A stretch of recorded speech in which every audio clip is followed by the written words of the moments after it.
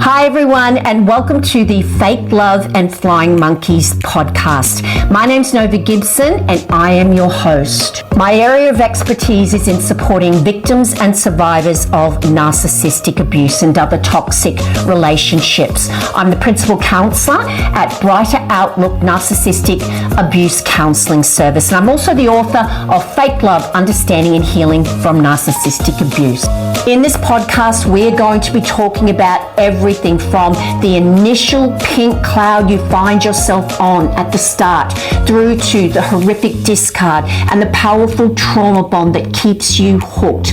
So take your imaginary seat on the roller coaster that is narcissistic abuse, and don't forget to subscribe to this podcast so you never miss an episode of Fake Love and Flying Monkeys. Hi everyone, and welcome to another episode of Fake Love and Flying Monkeys. Today I'm going to be talking about the narcissistic smear campaign. Now, everyone who has been in a relationship with a narcissist will have experienced at some stage the horrific smear campaign they engage in to destroy your reputation, to destroy your credibility, to basically make your life hell. And you wonder what you've done to deserve that. And the repercussions of the smear campaign are painful. They are so hurtful because the narcissist is basically out there spouting lies about you, and you've done nothing to deserve it. And what makes the narcissist smear campaign even more horrific is the fact that people you thought you could trust, people you thought loved you, are buying into it. They're believing the narcissist's lies, and you feel like you've got no one you can talk to. And this is exactly why every narcissist engages in a smear campaign. They want to isolate you from anyone who can influence you, anyone who can provide you with any type of support. They want you to have no one that believes you. So when you do inevitably go to talk about the abuse, in other words, you will expose the narcissist for who and what they are, no one will believe you. In essence, the smear campaign is a preemptive strike to stop you from exposing the narcissist.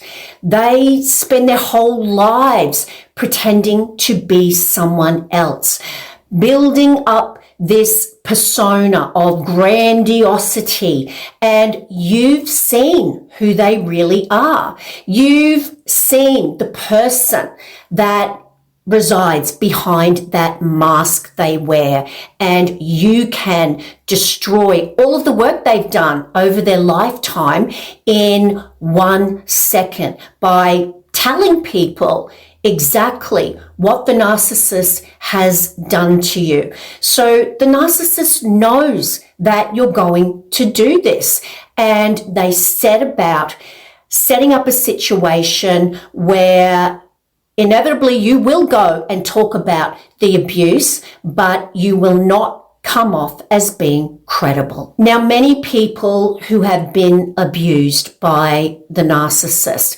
tend to think, initially at least, that the smear campaign takes place after you've managed to escape or after you've been discarded. That kind of makes sense. But in reality, the narcissist is engaging in a smear campaign very, very early on in the relationship. The narcissist knows exactly what they're doing, and they know that when they're love bombing you, the end goal is to make it all about them. They've got to hook you in with all of those words of love and being over the top in everything they do. So you will get hooked on that feeling. You will get hooked on that person they pretend to be. But they know that must and will end. And of course, when the mask drops, you are going to see who they really are, and you're going to react. Now, when you are reacting to the shape shift you've just seen, where the person you love turns into someone who treats you so badly, they are going to take your reactions and they're going to, yes, use them against you, but they're also very aware that you're going to be confused. So you're going to want to talk about those changes in their behavior. You're going to want to talk about the abuse. Now, the narcissist does not want to have their reputation that they've spent their entire life building, that persona of being this amazing person. They don't want to have that destroyed by you because you've seen who they really are. So they need to set up a situation where no one will believe you. So they will start off very early, unbeknownst to you. They will just start planting seeds in the minds of others. For instance, you may have called the narcissist. Perhaps you called them just to ask them to get a bottle of milk on the way home from work, if it's an intimate partner. Now, the narcissist in front of a group of people may say aloud something like, "Oh my goodness, here's Sophie. This is the 10th time she's called me today.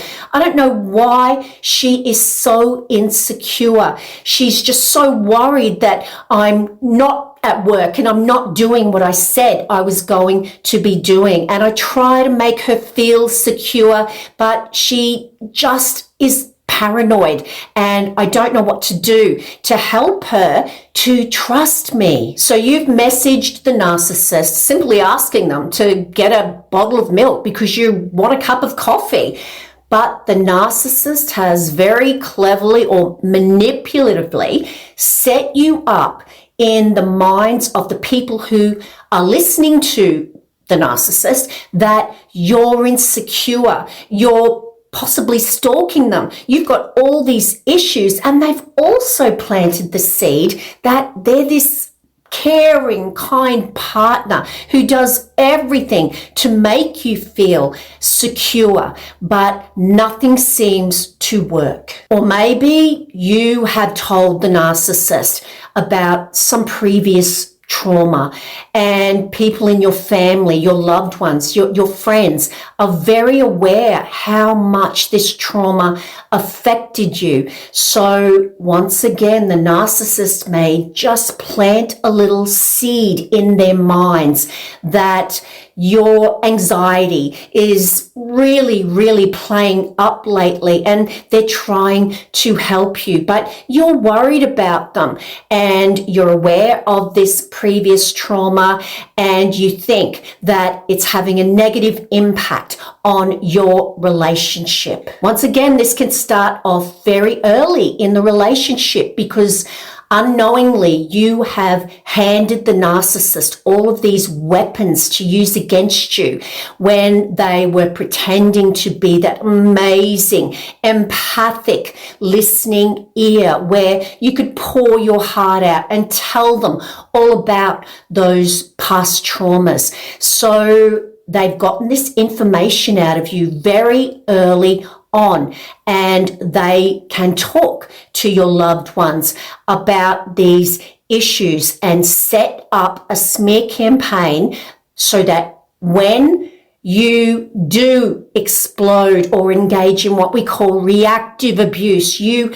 react to the manufactured situations that they set up. They have already planted a little seed very early on in the minds of others that your anxiety, etc., is an issue in the relationship, but they're very understanding, in inverted commas, as to why. In this particular situation, it makes it even harder to get people to believe you when the narcissist is smearing you, because they have heard the narcissist be so kind and appear to be so caring towards you and aware of all your past issues. So when they hear you saying nasty things about the narcissist, or things that do not align with their perception of the caring person that the narcissist is portraying themselves at, they buy into the fact that the narcissist is right, because they're very aware that you have had all of these issues, this trauma in the past, and it sounds very plausible that you might still be experiencing some type of post-traumatic stress disorder in relation to that trauma. So it makes the narcissist more believable, and it makes you more unbelievable when you go to talk about the abuse, which is inevitable. The smear campaign is about implementing damage control. The narcissist knows what you're going to say. They know what they did, and their behavior, their abuse was intentional. So when you go to talk about the abuse, the narcissist has already given their listeners, the recipients of the smear campaign, a very plausible explanation as to why you are going to say exactly what you're going to say. When victims have their light bulb moment and they have more awareness around the abuse from the narcissist in their life that they've experienced, and they reflect back on the relationship to the times when maybe a friend told them about how the narcissist gave that vicious sneer or eye roll when they saw your name come up as a notification on their phone, and they were puzzled as to why the narcissist would be looking like they had just got a message from a debt collector at the time when the victim thought that things were actually okay in the relationship. Okay, because they had begun to normalize the abuse and minimize the red flags, the confusing behaviors of the narcissist. They realized that at such an early time that the narcissist was preparing to annihilate them, to make sure that they had no one and that they would be isolated from any type of support system, and that they would lose everyone if the narcissist had their way. The narcissist makes sure that the smear campaign begins very early by sprinkling those seeds, not just so that they can have people who believe them in the end, and that you won't notice that there is this huge campaign to destroy your reputation, but also so that people are conditioned gradually, very, very slowly, to accept that the narcissist is the victim in this relationship and that you are the villain. Now, there are many ways the narcissist sets up the foundation for a horrific smear campaign further down the track, when they really want to punish you and make sure that you have no one. And one of the strategies that they use is what we call the dog whistle. Now, I have some really good examples of the dog whistle in my book, Fake Love, Understanding and Healing from Narcissistic Abuse. But basically, the dog whistle is about making you feel the wrath of their fury and getting you to react without anyone else knowing why you're reacting. So many of you will have seen on TV or read about a dog whistle that trainers will use, where the dogs are the only ones that can hear this sound and it's inaudible to human beings. So we call the strategies the narcissist uses a dog whistle when that's exactly what they're doing. They're getting you to react on cue to something that is not visible to anyone else. So it looks like you're going crazy and you're reacting to nothing. One of the examples I use in my book, Fake Love, to describe the dog whistling strategy that the narcissist very covertly uses to distort the perceptions of others is when you are going out for the night. Perhaps you're in a cab and you're so excited and you're feeling glamorous. You've spent all night getting ready, and just before you get out of the cab, the narcissist says something like, "Oh, why did you wear that? I hate that outfit. You look terrible in it. You look fat."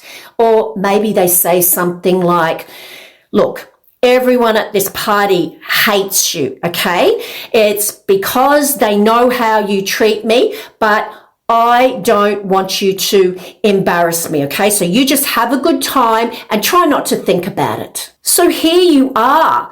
You've walked into the party with the narcissist thinking that everyone around you hates you. You're feeling horrible, wishing you'd never worn that outfit, and you are miserable and you resent the narcissist. You're upset. You're angry at them because they hurt you. So you're probably down in the dumps, glaring at the narcissist who is having a wonderful time. They're mixing and mingling with others. Once again, people are going to notice, aren't they? They're probably going to say things like, what's wrong with Sophie? Why is she so miserable? And then the narcissist can expand on that and boost their own reputation by saying something like, "Oh yes, look, I'm trying to cheer her up.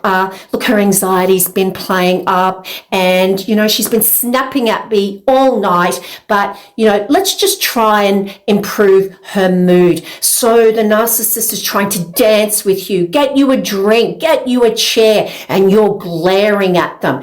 Everyone sees the narcissist being so amazing, thinking you've got this wonderful partner.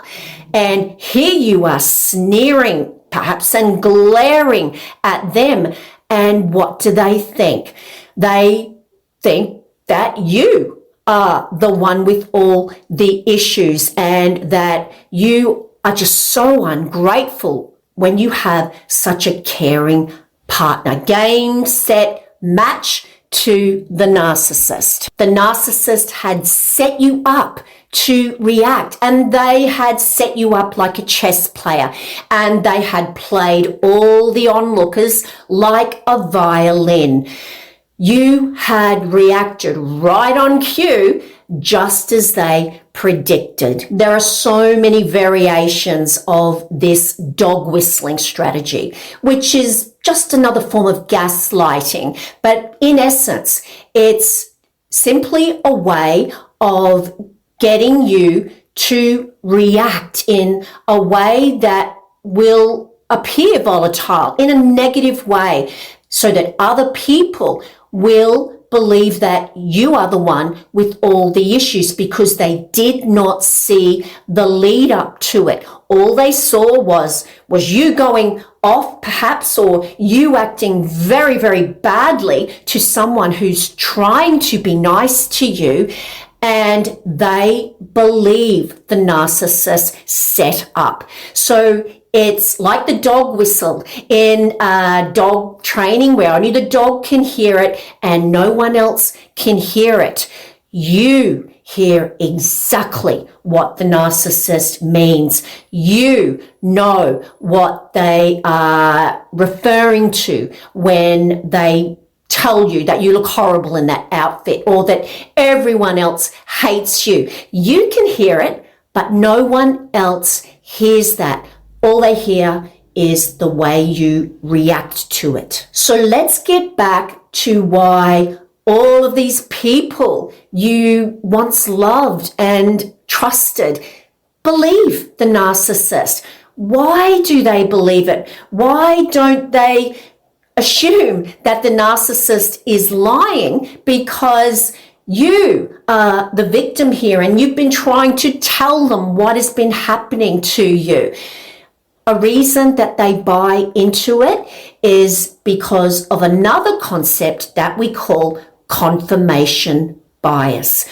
Now, confirmation bias is about when we dismiss incoming information that does not align with what we already know and believe to be true. So to explain this, let's get back to that party.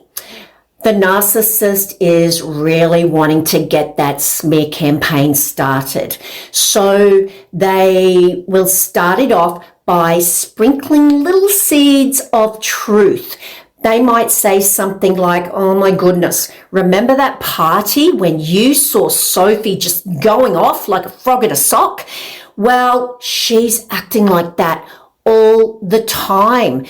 Now, everyone at that party, because of that dog whistling strategy the narcissist was engaging in, they did see you going off. Now, that is the little seed of truth. People remember that. They saw it with their own eyes. So that's their belief. So then the narcissist comes in and embellishes that little seed of truth with absolute garbage. They may say something like, oh my goodness, remember Sophie at the party that night? You saw her. She was going off like a frog in a sock. She was just acting crazy. And you know what? She's doing that all the time and I don't know how to help her. I'm at my wit's end. And she's like this all the time. She keeps saying to me that I'm the one who's a narcissist and I'm the one who has all the issues, but you saw her. I really don't know what to do. And look, if it keeps going like this and she won't get help for herself, I might have to leave. And that's not what I want to do. So for the listeners, the confirmation bias kicks in because they've got that little seed of truth. They did see Sophie act out. They did see her going off. And therefore, they assume whatever else the narcissist says is also going to be true. And the narcissist knows this. So they planted the seed of truth and then they proceed to embellish on it with absolute garbage. She's like this all the time and, poor me, woe is me, and I'm a kind person and they need help. And the listeners take that seed of truth, assume everything else is true, and the narcissist gets to flip the roles of victim and abuser in the minds of others. So it's all good and well to know that there is a concept that explains why your loved ones believe your abuser. But how does that help you when you've got no one to talk to and you don't trust anyone because you know just how manipulative the narcissist is and just how easy it is to persuade others that they are this amazing, kind, caring person? You want to sometimes shake people and yell at them and defend yourself. That's a normal human reaction to want to have the truth out there, to have people believe that you are the victim and that they're being manipulated. The problem is that when you go to defend yourself against the smear campaign, it's actually exactly what the narcissist wants. They don't want you to go away and forget them. They want you to engage and they want you to feel crazy. They want you to feel that pain when you do go to talk about it and no one believes you.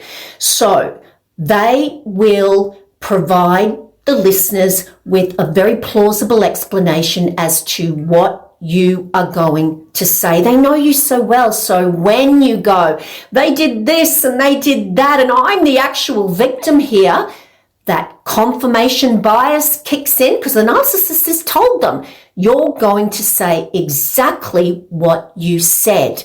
The confirmation bias kicks in and you actually support the narcissist in what they said about you. It's not just people you are very close to, like your family and your best friend circle, that the narcissist is wanting to smear you to, so you don't have that support at the time you need it the most, so that you're isolated. But everyone, they can get to listen to their smear campaign that they're spreading around like a crop duster. They will tell anyone and everyone they can what has been happening, and they will switch those roles in the listener's mind of villain and victim. Perhaps you've gone to the school where your children attend, and the teachers are all of a sudden looking at you differently. They're being very short with you and you don't know why. You think you've got maybe something stuck in your teeth, or you might have said something to offend them, and you have absolutely no idea what you've done. What you do know is that these people who were lovely to you at one stage are now avoiding you like the plague, and you don't know why. Or maybe you've gone to watch your child play sport, and at one time you used to have a really good relationship with the other parents in the team. You'd all sit together and cheer your children on, and now these people are just being very standoffish. They're not friendly like they once used to be. They're not inviting you to get-togethers that they once did. They're leaving you out, and these times are really, really noticeable.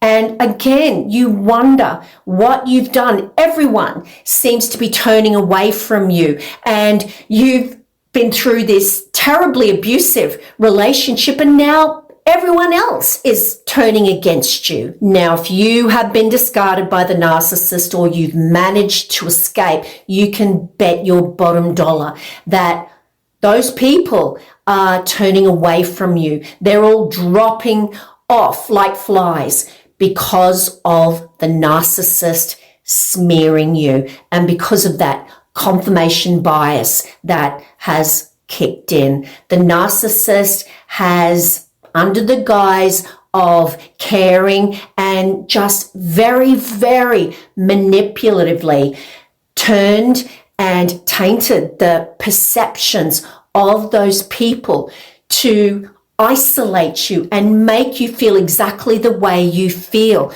which is like you've got no one, to make you feel alone. It's excruciating for victims who are just a shell of themselves, who have been abused so horrifically. You're so confused because you don't understand what happened. You've been discarded. You've been gaslighted out of your reality for so long, and you've been blamed for the abuse. And now it seems like everyone else has turned against you, and no one believes you. It's excruciating to feel so alone and to feel like you've got no one who is on your side. And that is exactly what the narcissist wants. They want to punish you. They want to punish you for being able to live without them. They want to punish you for perhaps being happy at some stage. They want to punish you for not begging them to come back to you and for not pining after them. If you've managed to escape, the smear campaign is likely to be even more horrific because you've shamed them in their eyes. You've wounded their ego by leaving them. So they've got to make everyone hate you or at least question who you are so that you regret leaving the narcissist, and they make it so horrible for you that they hope you will go back to them, at least start pining for them so that they can control you again and feed off your emotions again. Unfortunately, when you really start to become aware that people are treating you differently and that people are looking at you funny and people aren't inviting you to places and they just don't like you anymore, your friends list on Facebook is going down. Once you actually start to become aware that the narcissist is out there spouting lies about you, the smear campaign has actually been going on for a long time. And you're only aware of it because the smear campaign is ramping up. The narcissist might be planning to discard you. They haven't quite got that new target secured, that new source of narcissistic supply. So they're preparing. They're really starting to ramp up that smear campaign so they can transition into that new relationship and have people feel sorry for them because you are the crazy one and because it's not looked at in a good way when someone just goes from one relationship to the new person of their dreams the next day. So they've got to portray themselves as a person who was escaping you. So for those of you who were discarded, think back to when that bomb went off and your life was shattered and you don't even know how you got there. Think back to the lead up to that moment and how the narcissist was becoming more abusive. That they just didn't care anymore about throwing you breadcrumbs because they had new fish to fry. They had a new shiny target, but they also needed to make you react in a terrible way, some way that's just so outside your character, so that your reactions would serve as a reason they needed to get out of there and find the safe space of their new target who's nothing like you and who would keep the poor darling safe. So the smear campaign ramps up. They're becoming more abusive. The abuse is escalating. And of course, what are you doing? As any normal human being would do, you're acting accordingly to that. You are reacting. Perhaps you're exploding back. You're engaging in that reactive abuse, which is your volatile reactions to the setup. And the narcissist then has your volatile behaviors that are so normal to smear you about, and they've planted all the seeds, they've done all the hard yards, and now they've got this extra cherry on top, which is your reactions when they're ramping up the abuse. They've got all that extra from you so that the smear campaign will become even more believable. In other words, more horrific, and you will be devastated because people believe what the narcissist is saying about you. Now, this is a form of coercive control. If you were to go and talk about someone who has absolutely no understanding of coercive control and the insidious, destructive nature of the abuse, of narcissistic abuse, and you were to talk about the smear campaign, someone might say to you something like, oh, okay, so they're calling you names. You know, sticks and stones will break my bones. Just ignore them.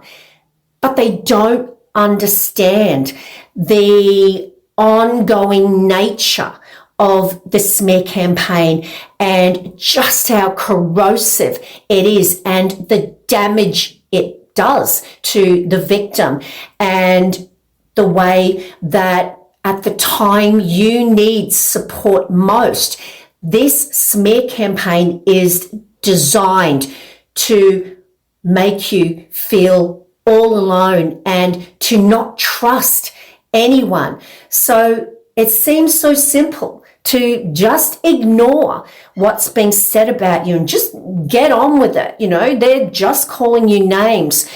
And that's because the insidious dynamic of the smear campaign and the thought process that goes into it and manipulating the perceptions of others, all of those strategies that are incorporated in a well thought out smear campaign are just not obvious. Hence the covert nature of this type of abuse, because no one sees the lead up and all the work that goes into it, so that the narcissist has the desired outcome in the end, which is to destroy your reputation, to destroy your credibility, and to stop you from exposing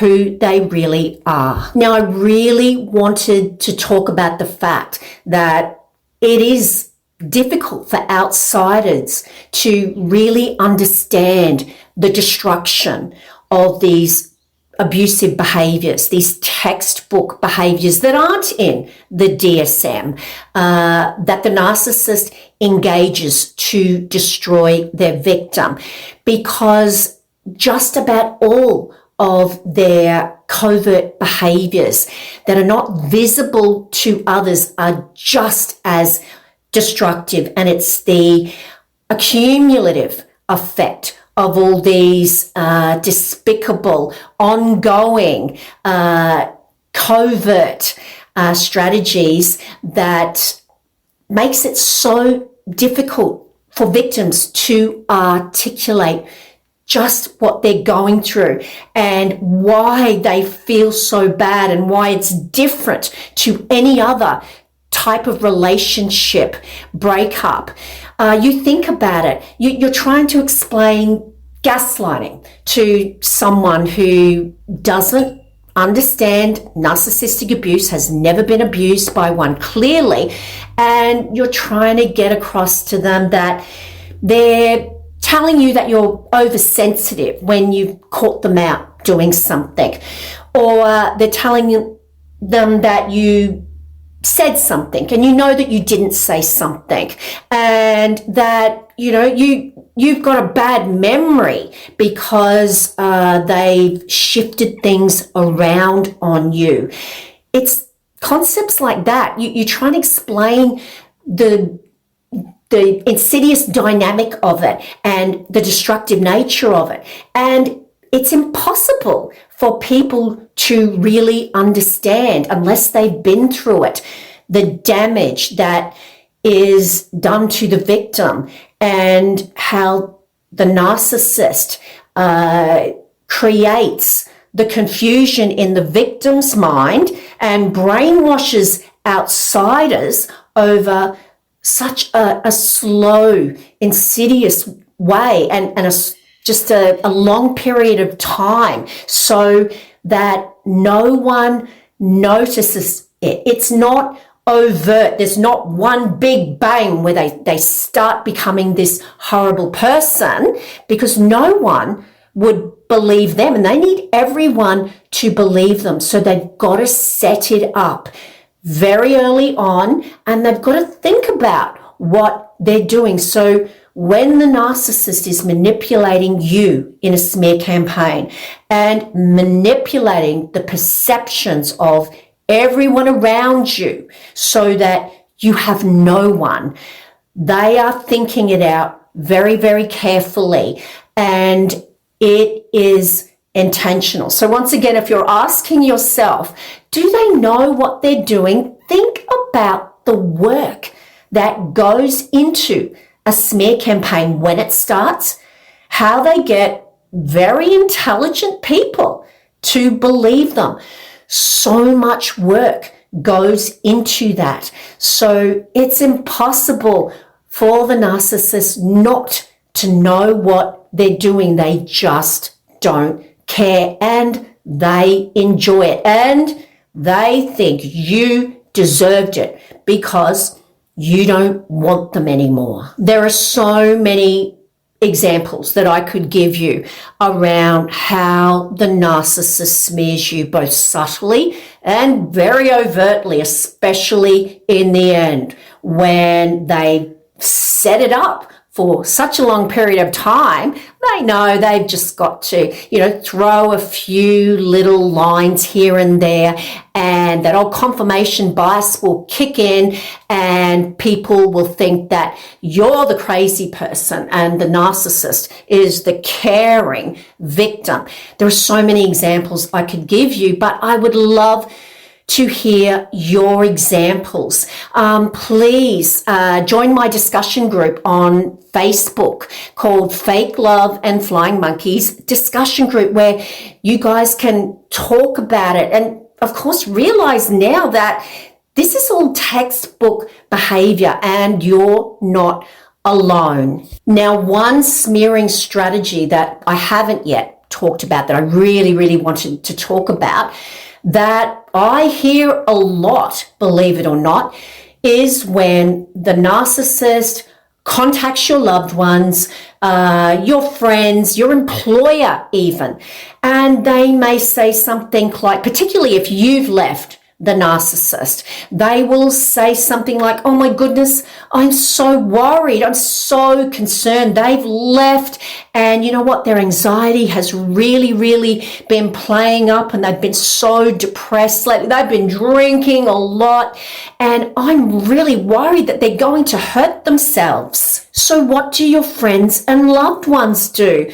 Well, they start messaging you. Are you okay? We're really worried about you. We heard that, your ex is so worried about you, and, that your anxiety has been playing up, and we don't want you to do anything to hurt yourself. Or maybe the narcissist will ramp it up by contacting the police, demanding an immediate welfare check, because once again, they're so caring, they're concerned about you. And then you find you opening the door to the police who have rocked up on your doorstep, and the paramedics, and they're wanting to assess you and make sure that you're okay. How does it feel to start getting all of these phone calls, and for the police and paramedics that are now there, and you are fine, but you actually do start getting frustrated perhaps, and maybe you do start reacting in a way that they may believe, the narcissist, because you're angry, you're frustrated, you're enraged that the narcissist has actually gone. They've actually stooped to the level of wasting the time of the police and the paramedics to manipulate them and to use them to get to you, to punish you. Not to mention the fact that when you've got sirens blaring and all the police and the paramedics outside your door, what are your neighbors going to think? They're going to be hanging out the window, after a bit of gossip, wondering what is going on. And stuff like that is mud that sticks. Even when you do eventually get those people to believe that you're okay, you've now been set up in the system. Maybe the police think they've got to do a drive-by, every night, just for a little while, just to make sure that you're okay. Maybe they're checking in with the neighbors. The narcissist has set you up in the system, and that stuff does stick. If they go on to make further vexatious and malicious notifications, that one will be on the system, and that is what they want. Not to mention, once again, your loved ones. When you do act in a frustrated manner that may support what the narcissist has been telling them about you. So getting back to what you do. It's all good and well to know all this, but what do you do when your loved ones, everyone, is being turned against you and you feel so alone? What do you do? Well, what I always suggest that you don't do is defend yourself against the narcissist smear campaign. Why? Because it's exactly what they want. They don't want you to forget about them.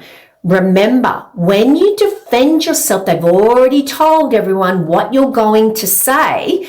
So the goal is to get you to engage, to defend yourself and say, no, that's not what happened.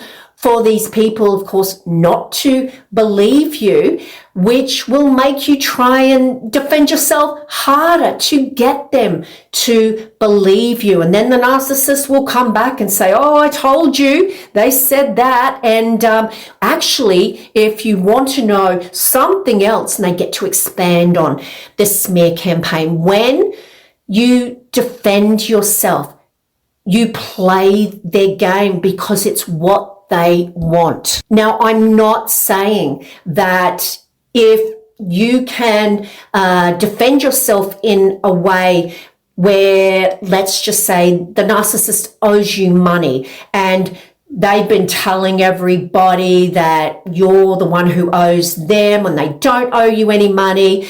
It doesn't mean that you can't go to court and try and get yourself justice in that way, but use a third party, because you know you can't ask the narcissist nicely and they want you to engage with them. You have every right to try and correct those injustices where you have a chance, perhaps with defamation, if they've been destroying your reputation within your work industry and it's stopping you from getting jobs and causing you to be fired, etc. You have every right to try and correct those injustices, to get back the money they owe you through the courts, but use a third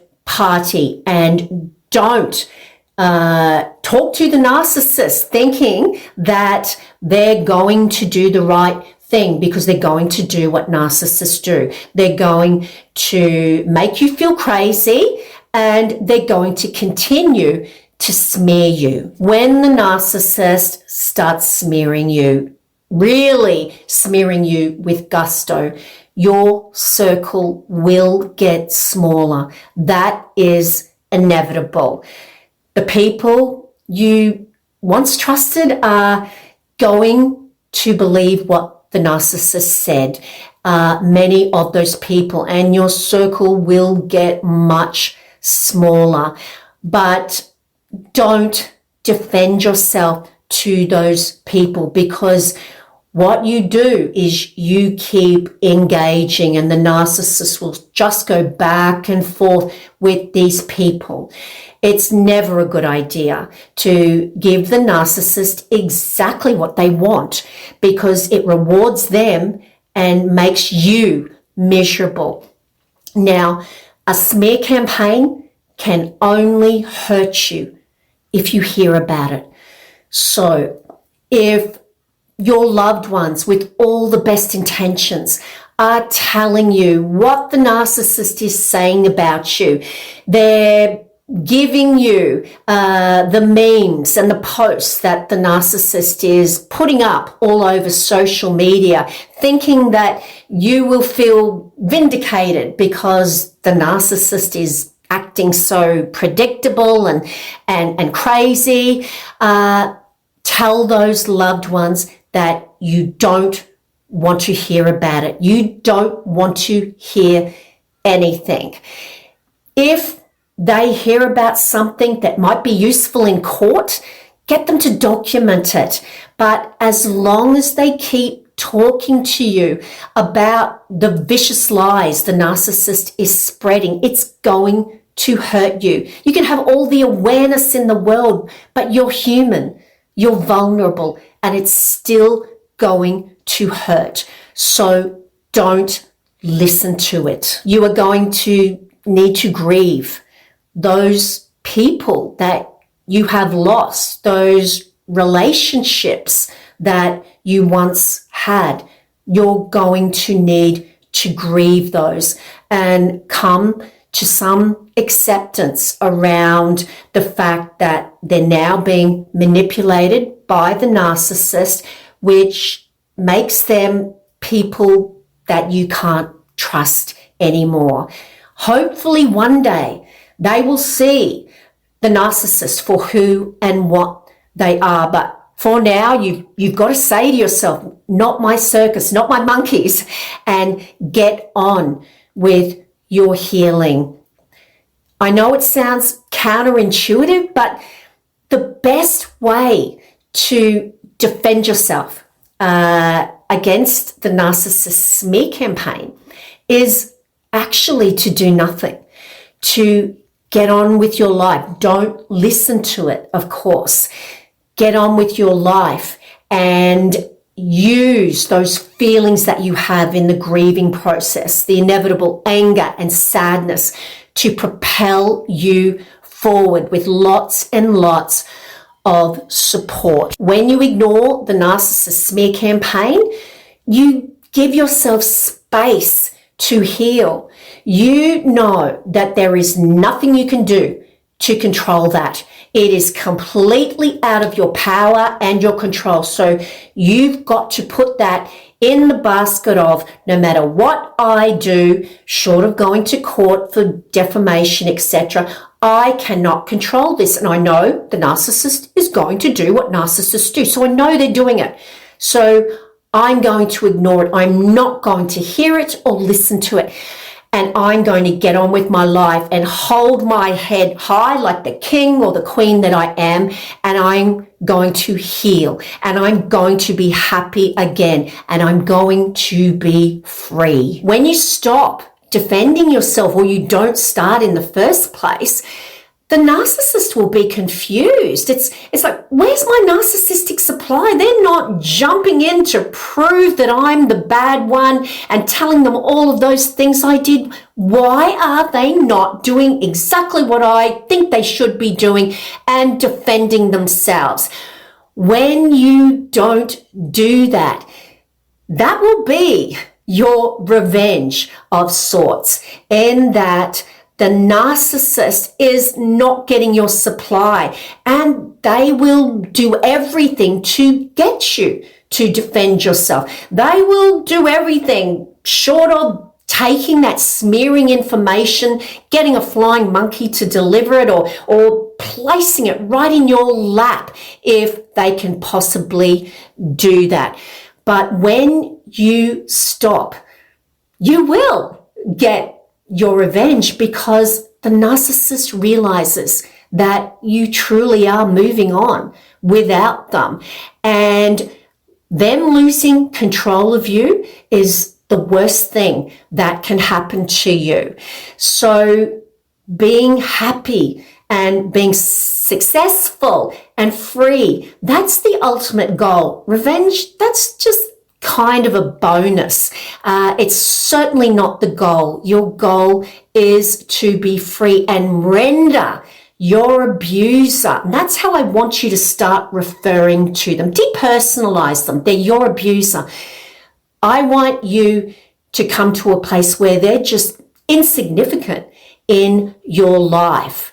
The worst thing that you can ever be to a narcissist is insignificant. They want to be inside your head. So don't defend yourself to the smear campaign. You know what's going on. You can't control it. So don't hear it. Don't listen to it. And you get on with your healing. When the narcissist sees that you're healing, you're not engaging, they are going to ramp up the smear campaign to see if they can get you to finally react. But when you do nothing and your friends and loved ones who dropped away at one time, when they see you getting on with your life and you're being successful and you're happy, and they still hear the narcissist banging on about you and what a terrible person you are, and you never mention the narcissist's name, you didn't want to hear about them, that is when they're more likely to start to realize how they were manipulated, because the narcissist can't stop talking about you to change people's perceptions even more, to punish you even further, and to get you to react, and it's not working. In essence, guys, the smear campaign, it's horrific. It's meant to be horrific, and it will destroy you if you let it. But you now know who and what the narcissist is, and you know their strategies, and you know that this is something they're going to do because it's what narcissists do. So give away what you can't control, and you hold your head high and you move on with your life. You don't listen to those vicious lies that are meant to keep you stuck in the environment you're trying to heal from.